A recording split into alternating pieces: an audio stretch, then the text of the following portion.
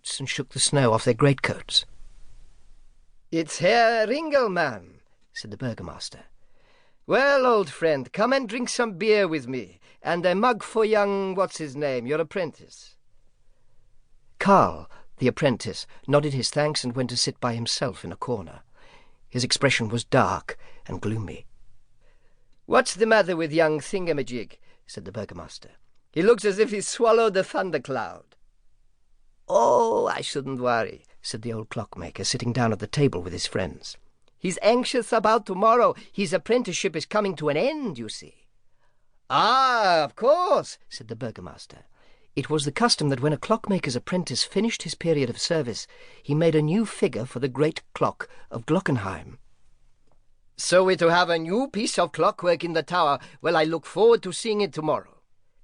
The great clock of Glockenheim was the most amazing piece of machinery in the whole of Germany. If you wanted to see all the figures, you would have to watch it for a whole year, because the mechanism was so complex that it took 12 months to complete its movement. There were all the saints, each coming out on their own day. There was Death, with his scythe and hourglass. There were over 100 figures altogether. Herr Ringelmann was in charge of it all. There never was a clock like it, I promise. "I remember when my apprenticeship came to an end," said Herr Ringelmann. "I couldn't sleep for thinking about what would happen when my figure came out of the clock. Supposing I hadn't counted the cogs properly, supposing the spring was too stiff, supposing, 1,000 things go through your mind. It's a heavy responsibility."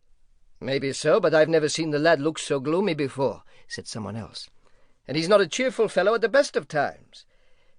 And it seemed to the other drinkers that Herr Ringelmann himself was a little downhearted. But he raised his mug with the rest of them and changed the conversation to another topic. "I hear young Fritz, the novelist, is going to read us his new story tonight," he said. "So I believe," said the burgomaster. "I hope it's not as terrifying as the last one he read to us. Do you know, I woke 3 times that night and found my hair on end just thinking about it." "I don't know if it's more frightening hearing them here in the parlour or reading them later on your own," said someone else. "Oh, it's worse on your own, believe me," said another. "You can feel the ghostly fingers creeping up your spine, and even when you know what's going to happen next, you can't help jumping when it does." Then they argued about whether it was more terrifying to hear a ghost story when you didn't know what was going to happen, because it took you by surprise, or when you did, because there was the suspense of waiting for it. They all enjoyed ghost stories, and Fritz's in particular, for he was a talented storyteller.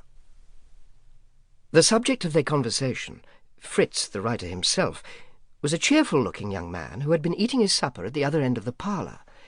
He joked with the landlord, he laughed with his neighbours, and when he'd finished, he called for another mug of beer, gathered up the untidy pile of manuscript beside his plate, and went to talk to Karl. "Hello, old boy," he said cheerfully. "All set for tomorrow? I'm looking forward to it. What are you going to show us?" Karl scowled and turned away. "The artistic temperament," said the landlord wisely. "The artistic temperament? What nonsense! There's no such thing. Only amateurs have temperaments. Real artists get on with the job and don't fuss about it. If you hear anyone talking about the artistic temperament, you can be sure they don't know what they're talking about." "Drink up your beer and have another on the house, in honor of tomorrow." "Put poison in it, and I'll drink it then," muttered Karl. "What?" said Fritz, who could hardly believe his ears. The two of them were sitting right at the end of the bar, and Fritz moved so as to turn his back on the rest of the company and speak to Karl in private.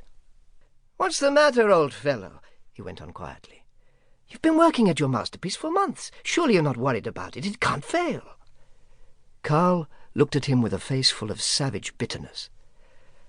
"I haven't made a figure," he muttered. "I couldn't do it. I failed, Fritz. The clock will chime tomorrow, and everyone will be looking up to see what I've done, and nothing will come out. Nothing." He groaned softly and turned away. "I can't face them," he went on. "I should go and throw myself off the tower now and have done with it." "Oh, come on, don't talk like that.